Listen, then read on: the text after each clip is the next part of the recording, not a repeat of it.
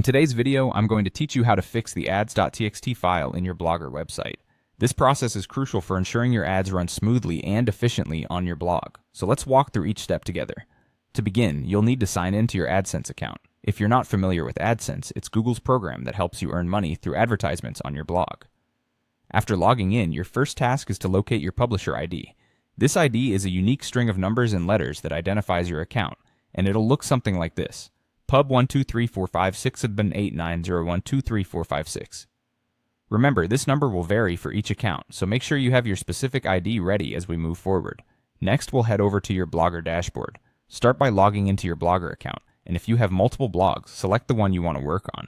Once you've chosen your blog, navigate to the Settings menu, which is where we can make most of the customization adjustments for your site.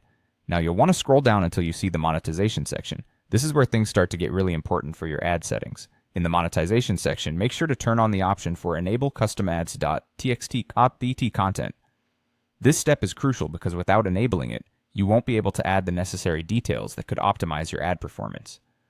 Once you've activated this option, you'll see an area labeled Custom Ads.Txt. Click on it to open the editor where you'll add your custom content. Now comes the critical moment where you add the required Ads.Txt content.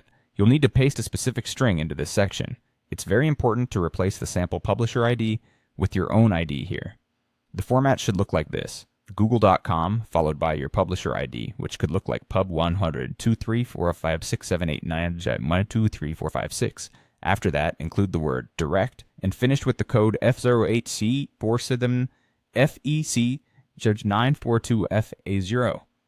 Make sure there are no spaces and that everything is exactly as it should be, as this small file tells advertisers that you have authorized the use of your digital real estate for ad placements.